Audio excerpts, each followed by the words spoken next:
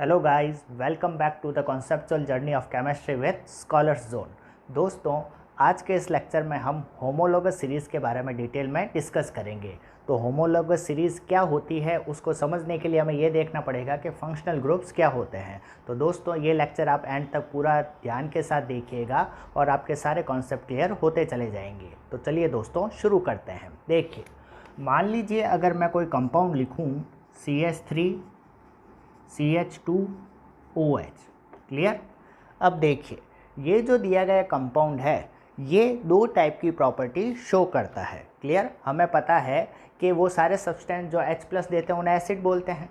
तो इस दिए गए कंपाउंड में हाइड्रोजन प्रेजेंट है ना, तो ये हाइड्रोजन H+ के रूप में निकल सकता है। तो अगर ये दिया गया कंपाउंड H+ दे रहा है तो हम क्या बोलेंगे, ये कंपाउंड एसिडिक नेचर शो कर रहा है। ये कंपाउंड कैसा नेचर शो कर रहा है, एसिडिक नेचर शो कर रहा है। क्यों? क्योंकि वो सारे कंपाउंड जिनमें H+ देने की टेंडेंसी पाई जाती है वो एसिड होते हैं। चूँकि ये भी आसानी से H+ दे सकता है, इसलिए हम बोलेंगे ये एसिडिक नेचर शो करता है। ये कैसा नेचर शो करता है, एसिडिक नेचर। क्लियर। अब दूसरी बात देखिए, ये क्या है, एल्कोहल है। क्या है ये, एल्कोहल। अब हमें पता है कि एल्कोहल वाटर में क्या होते हैं, सॉल्युबल होते हैं। ये सारी चीज़ें आपको पता होगी। तो मैं क्या बोलूँगा कि ये जो कंपाउंड है ये एक और प्रॉपर्टी शो करता है जो कि है सॉल्युबिलिटी इन वाटर। यानी कि दिया गया कंपाउंड सॉल्युबल होता है किसमें, सॉल्युबल इन वाटर। क्लियर। और ये कंपाउंड है क्या, ये कंपाउंड है एल्कोहल। क्लियर। अब इधर देखिए, तो मैं ये कह सकता हूँ कि ये जो दिया गया कंपाउंड है ये दो टाइप की प्रॉपर्टी शो करता है। पहली प्रॉपर्टी तो क्या है कि ये एसिडिक नेचर शो करता है। क्यों? क्योंकि इसमें H+ देने की टेंडेंसी हाई होती है। और दूसरा, ये वाटर में क्या होता है, सॉल्युबल होता है। क्लियर। तो अब देखिए दोस्तों, अब ये जो दोनों प्रॉपर्टी है ये बेसिकली किसके कारण है, इस कंपाउंड में जो OH ग्रुप प्रेजेंट है, इस कंपाउंड में जो OH ग्रुप प्रेजेंट है वही रेस्पॉन्सिबल है इन दोनों प्रॉपर्टीज़ को शो करने के लिए। क्लियर। तो हम क्या बोलेंगे कि इस दिए गए कंपाउंड में जो OH ग्रुप है ये OH ग्रुप ही इस दिए गए कंपाउंड की प्रॉपर्टीज़ को क्या कर रहा है, डिसाइड कर रहा है। ये कंपाउंड अगर एसिडिक नेचर शो कर रहा है तो किसके कारण, OH ग्रुप के कारण। ये कंपाउंड अगर वाटर में सॉल्युबल है तो किसके कारण, OH ग्रुप के कारण। क्लियर। तो आप समझ गए होंगे कि ये OH ग्रुप ही इस दिए गए कंपाउंड की फिजिकल और केमिकल प्रॉपर्टीज़ को क्या कर रहा है, डिसाइड कर रहा है। चूँकि इस दिए गए कंपाउंड में OH ग्रुप इस कंपाउंड की फिजिकल और केमिकल प्रॉपर्टी को डिसाइड कर रहा है, इसलिए हम क्या बोलेंगे कि OH ग्रुप क्या हुआ, एक फंक्शनल ग्रुप हुआ। तो फंक्शनल ग्रुप की डेफिनेशन क्या हो गई, फंक्शनल ग्रुप क्या होगा, एटम या group of atom which determine physical as well as chemical properties of given compound. Clear. तो फंक्शनल ग्रुप का मतलब क्या हुआ, फंक्शनल ग्रुप का मतलब हुआ एटम, या तो वो सिंगल एटम हो सकता है या फिर group of atoms which determine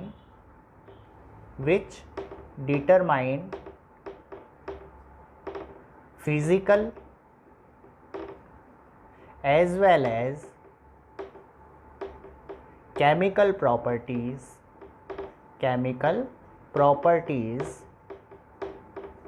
of given compound। Atom या ग्रुप ऑफ एटम जो कि किसी दिए गए कंपाउंड की प्रॉपर्टीज़ को डिसाइड करता है। अब ये प्रॉपर्टी चाहे फिजिकल प्रॉपर्टी हो चाहे केमिकल प्रॉपर्टीज़ हो। फॉर एग्जांपल इस वाले केस में ये जो सॉल्युबिलिटी इन वाटर है ये तो कैसी प्रॉपर्टी हो गई, ये हो गई फिजिकल प्रॉपर्टी। और ये कंपाउंड एसिडिक नेचर शो कर रहा है, ये किस टाइप की प्रॉपर्टी हो गई, ये हो गई इसकी केमिकल प्रॉपर्टी। क्या ये कॉन्सेप्ट समझ में आया या नहीं? तो इस एग्जाम्पल से आप समझ गए हो कि इस कंपाउंड की चाहे फिजिकल प्रॉपर्टी हो चाहे केमिकल प्रॉपर्टी हो, ये सारी प्रॉपर्टीज़ OH ग्रुप ही डिसाइड करेगा। तो हम क्या बोलेंगे, एक OH ग्रुप क्या हो गया, एक फंक्शनल ग्रुप हो गया। तो फंक्शनल ग्रुप की डेफिनेशन क्या हो गई, एटम या ग्रुप ऑफ एटम। ये ग्रुप ऑफ एटम हो गया ना, ऑक्सीजन और हाइड्रोजन। तो ये ग्रुप ऑफ एटम हो गया जो कि इस दिए गए कंपाउंड की फिजिकल और केमिकल प्रॉपर्टीज़ को डिसाइड करेगा। क्या ये कॉन्सेप्ट समझ में आया या नहीं आया? क्लियर। तो किसी चीज़ को रटना नहीं है, सारे कॉन्सेप्ट हमें क्लियर हो जाने चाहिए। तो अब आप समझ गए होंगे कि बेसिकली फंक्शनल ग्रुप होते क्या हैं। अब ये बात तो आप समझ गए कि फंक्शनल ग्रुप्स होते क्या है। अब हम देखते हैं कि फंक्शनल ग्रुप के एग्जाम्पल क्या क्या है, यानी कि फंक्शनल ग्रुप कितने टाइप्स के होते हैं। तो ऐसे तो बहुत सारे फंक्शनल ग्रुप है, पर 10 क्लास में आपके लेवल के हिसाब से 3-4 फंक्शनल ग्रुप आपको पता होना चाहिए। तो अगर मैं फंक्शनल ग्रुप की बात करूं तो सबसे पहला फंक्शनल ग्रुप आपको ध्यान रखना है कार्बोक्सिलिक एसिड। कौन सा group? Carboxylic acid. Carboxylic acid को किससे रिप्रेजेंट करते हैं? COOH। COOH, इसे हम क्या बोलते हैं? Carboxylic acid. और इसे जब हम खोलेंगे, इसकी ओपन स्ट्रक्चर देखेंगे तो ये COOH की स्ट्रक्चर कैसे होगी? C डबल बॉन्ड O, और ये C डबल बॉन्ड O आगे किससे जुड़ा हुआ है? OH ग्रुप से जुड़ा है। तो कहीं पे भी COOH या C double bond O OH आ जाए तो आपको पता चलना चाहिए कि उस दिए गए कंपाउंड में carboxylic acid functional group present है। आपको ये नॉर्मल स्ट्रक्चर भी पता होनी चाहिए और ये ओपन स्ट्रक्चर भी आपको पता होनी चाहिए, नहीं तो आपके क्वेश्चन गलत हो जाएंगे। क्लियर? दूसरा अगर फंक्शनल ग्रुप की बात करूं तो दूसरा फंक्शनल ग्रुप आपको पता ही है, अभी हमने देखा था एल्कोहल। एल्कोहल से किससे रिप्रेजेंट करते हैं? OH ग्रुप से रिप्रेजेंट करते हैं। यानी दिए गए कंपाउंड में अगर OH ग्रुप प्रेजेंट हो तो हम क्या बोलेंगे? उस दिए गए कंपाउंड में अल्कोहल फंक्शनल ग्रुप प्रेजेंट है। क्लियर? अब इधर देखिए, इसकी खोल के स्ट्रक्चर लिखूँ तो कोई दिक्कत ही नहीं है। O सिंगल बॉन्ड H, ये आगे जो डंडा लगा हुआ है इसे हम फ्री वैलेंसी बोलते हैं। फ्री वैलेंसी का मतलब ये ग्रुप आगे किसी कार्बन चेन से जुड़े हुए हो सकते हैं। क्लियर? अब देखिए, तीसरा फंक्शनल ग्रुप आता है एल्डिहाइड। कौन सा आता है? एल्डिहाइड। एल्डिहाइड को कैसे रिप्रेजेंट करते हैं? CHO, और अगर इसकी स्ट्रक्चर खोल के लिखूं तो C डबल बॉन्ड O और H, इसे हम क्या बोलते हैं? एल्डिहाइड फंक्शनल ग्रुप बोलते हैं। क्लियर? अगला फंक्शनल ग्रुप आता है कीटोन। कौन सा आता है? कीटोन।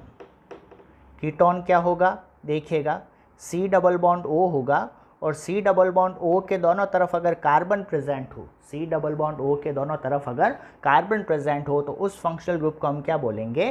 कीटोन बोलेंगे। क्लियर? तो कहने का मतलब क्या हुआ कि C डबल बॉन्ड O तो प्रेजेंट होगा लेकिन दोनों तरफ कार्बन होंगे, तभी उस फंक्शनल ग्रुप को कीटोन बोलेंगे। जबकि एल्डिहाइड में क्या होगा? C डबल बॉन्ड O तो होगा लेकिन एक तरफ क्या प्रेजेंट होगा? हाइड्रोजन प्रेजेंट होगा। तो ये तरीका होता है एल्डिहाइड और कीटोन में डिफ्रेंशिएट करने का। क्या बोलेंगे? C डबल बॉन्ड O तो दोनों में ही होंगे, लेकिन कीटोन में तो C डबल बॉन्ड O के दोनों तरफ कार्बन प्रेजेंट होने चाहिए, जबकि एल्डिहाइड में C डबल बॉन्ड O के किसी भी एक तरफ हाइड्रोजन प्रेजेंट होगा। तो यहाँ तक आप समझ गए होंगे कि फंक्शनल ग्रुप एक्चुअली होते क्या है और फंक्शनल ग्रुप कौन कौन से टाइप के होते हैं। ठीक है, चलिए दोस्तों, अब मैं आपको कुछ क्वेश्चन दे रहा हूँ, कुछ कंपाउंड दे रहा हूँ, आपको मुझे ये बताना है कि दिए गए कंपाउंड में इनमें से कौन सा फंक्शनल ग्रुप प्रेजेंट है। क्लियर? देखिए इधर, अगर मैं बात करूँ सबसे पहले CH3 COOH, तो बताइए भाई इसमें कौन सा फंक्शनल ग्रुप प्रेजेंट है? कौन सा फंक्शनल ग्रुप प्रेजेंट है? COOH। COOH का मतलब क्या होता है? Carboxylic acid. यानी दिए गए कंपाउंड में कौन सा फंक्शनल ग्रुप प्रेजेंट है? Carboxylic acid. यानी कि ये जो COOH ग्रुप है वो इस कंपाउंड की फिजिकल और केमिकल प्रॉपर्टीज़ को डिसाइड करेगा। तो इस दिए गए कंपाउंड में फंक्शनल ग्रुप कौन सा हुआ? Carboxylic acid. Clear? Carboxylic acid, simple है पहचानना। ठीक है, इसी कंपाउंड को मैं इस तरीके से भी लिख सकता हूँ भाई। कैसे? CH3, अब C डबल बॉन्ड OH को मैं इस तरीके से भी तो लिख सकता हूँ। कैसे? C डबल बॉन्ड O और OH। क्लियर? तो चाहे इस तरीके से रिप्रेजेंट करो चाहे इस तरीके से रिप्रेजेंट करो, एक ही बात है। आपको खोल कर लिखने वाली स्ट्रक्चर जरूर पता होनी चाहिए। क्लियर? अब अगर मैं इस कंपाउंड के कॉमन नेम की बात करूँ, किसकी बात करूँ? Common name. कॉमन नेम क्या होता है कि कंपाउंड को सामान्य बोलचाल की भाषा में हम क्या बुलाते हैं? उसी को तो कॉमन नेम बोलेंगे। इन कॉमन नेम को तो आपको याद ही रखना है। इन कॉमन नेम को रखने का कोई भी रूल्स रेगुलेशन नहीं है। क्लियर?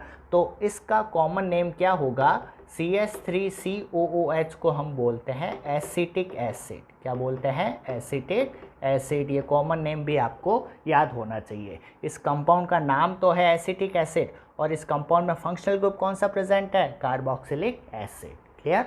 अब अगर मैं दूसरा क्वेश्चन अगर आपको दूं तो आप मुझे ये बताइए कि CH3CH2OH इस दिए गए कंपाउंड में कौन सा फंक्शनल ग्रुप है, कौन सा फंक्शनल ग्रुप है, OH दिख रहा है आपको, OH, यानी कि यहाँ पे फंक्शनल ग्रुप कौन सा है, एल्कोहल। OH को क्या बोलते हैं, एल्कोहल ही तो बोलते हैं, तो फंक्शनल ग्रुप कौन सा हुआ, एल्कोहल। यानी कि ये जो OH ग्रुप है वो इस दिए गए कंपाउंड की सारी प्रॉपर्टीज़ को डिसाइड करेगा। तो फंक्शनल ग्रुप तो हुआ एल्कोहल, लेकिन इस CH3CH2OH का कॉमन नेम क्या हुआ, इसे हम बोलते हैं इथाइल एल्कोहल। क्या बोलते हैं, इथाइल एल्कोहल। क्लियर। अब अगर मैं क्वेश्चन दूँ आपको CH3CHO, तो बताओ भाई कौन होगा फंक्शनल ग्रुप, CHO। कहाँ है CHO, ये रहा CHO, यानी कौन सा फंक्शनल ग्रुप है यहाँ पे, एल्डिहाइड। कौन सा फंक्शनल ग्रुप प्रेजेंट है, एल्डिहाइड। क्लियर।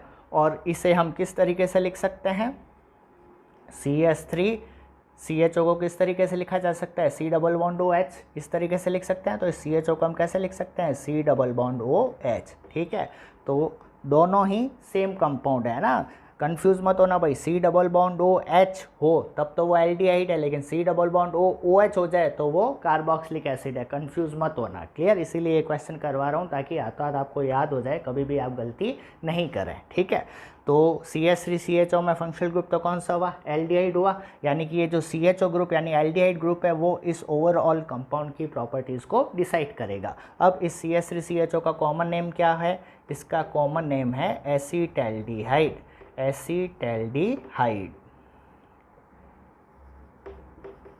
ठीक है, एसीटैल्डिहाइड। तो इन सारे कंपाउंड का आपको कॉमन नेम भी ध्यान रखना है। क्लियर। अब अगर मैं आपको लास्ट क्वेश्चन दूं, आपको मुझे ये बताना है कि CH3C डबल बॉन्ड OCH3 इसमें कौन सा फंक्शनल ग्रुप है, जल्दी सोच के बताइए। देखिए C डबल बॉन्ड O है और C डबल बॉन्ड O होते ही या तो वो क्या होगा, कीटोन होगा या फिर एल्डिहाइड होगा। क्लियर। अब सोच के बताइए कि इसमें एल्डिहाइड ग्रुप प्रेजेंट है या कीटोन ग्रुप प्रेजेंट है, जल्दी सोच के बताइए। देखिएगा अब आप गलती क्या करेंगे, आप गलती ये करेंगे, आपको ऐसा लगेगा कि जो C डबल बॉन्ड O वाला कार्बन है, ये कार्बन इधर तो हाइड्रोजन से जुड़ा हुआ है और राइट साइड में कार्बन से जुड़ा हुआ है, ऐसा नहीं है। ये कंपाउंड एक्चुअल में किस तरीके से है, देखिए इधर ये C डबल बॉन्ड O, ये C डबल बॉन्ड O दोनों तरफ कार्बन से ही जुड़ा हुआ है, ये चीज़ आप ध्यान रखिएगा। क्लियर।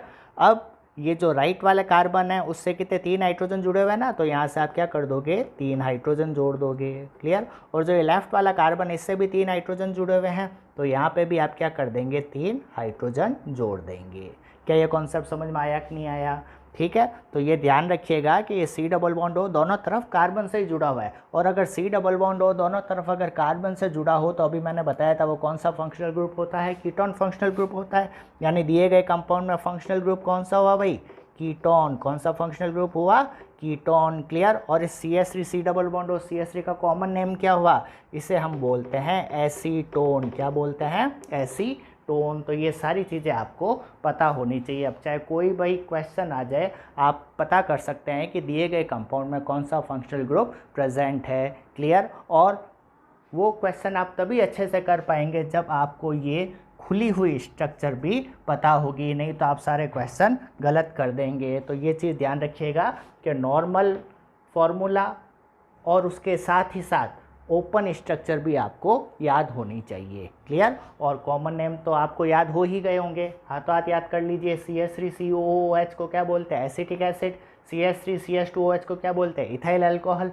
CH3CHO को क्या बोलते हैं, एसिटैल्डिहाइड। और CH3C डबल बॉन्ड OCH3 को क्या बोलते हैं, एसीटोन। क्लियर। तो दोस्तों इस लेक्चर में हम अच्छे से समझ चुके हैं कि फंक्शनल ग्रुप होते क्या हैं और वो कौन कौन से टाइप के होते हैं। अगर आपको फंक्शनल ग्रुप अच्छे से समझ में आ गए तो अब आप होमोलोगस सीरीज़ क्या होती है ये कॉन्सेप्ट आप आसानी से समझ जाएंगे। होमोलोगस सीरीज़ क्या होती है, कैसे होती है, क्या प्रॉपर्टीज़ होती है किसी एक होमोलोगस सीरीज़ के मेंबर्स की, ये सारी चीज़ें हम नेक्स्ट वीडियो में डिस्कस करेंगे। अगर आपको ये वीडियो इंटरेस्टिंग लगा हो, कॉन्सेप्ट क्लियर हो गए हो, तो चैनल को लाइक और सब्सक्राइब ज़रूर कीजिएगा और अपने फ्रेंड सर्कल में भी अपने इस चैनल के बारे में ज़रूर बात कीजिएगा।